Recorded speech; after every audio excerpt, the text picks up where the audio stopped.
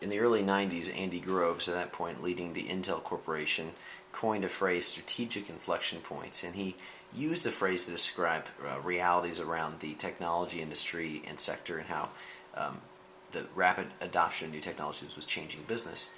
And the simple illustration was this. There's a trajectory of how business is being conducted that's working, that's successful, and it's getting results. But along the way, there are these environmental factors that begin to change and raise pressure. And they may not be seen, but there may be things like technology, the economy, environmental factors in general, ecologically, or just the competitive landscape.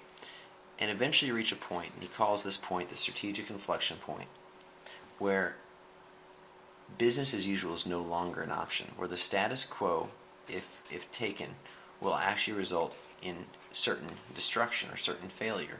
Now, panicking and overreacting to this and not correctly reading the changing environment can result in an acceleration destruction path. But a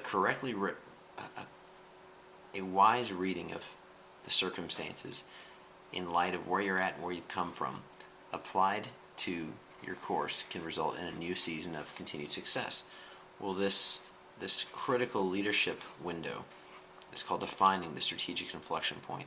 And this is what leadership is about, is recognizing when this is the case and then making the appropriate decision. Not allowing ourselves to believe the lie that what has worked will continue to work. Not panicking and making a rash decision without collecting the accurate data, knowing what's really going on. But facing the brutal facts, as Collins would say, and choosing a course that allows us to continue the previous season of success. Whether this is your spiritual life, whether this is in your business or in any other involvement, defining the strategic inflection point is critical. In the book of Acts, the New Testament church is growing rapidly. In Acts chapter 2, you have this explosive event of Pentecost and people coming to Christ. And then by Acts chapter 6, you find a church that's now a mega church with thousands of people suddenly gathered who don't know what to do anymore or how to work. And the previously organic group of 12 and their friends is now a massive organization. And the things that were working before stopped working. They're struggling to get widows fed and kids cared for. And we find this inflection point where in Acts chapter 6, they huddle together and say, that's it.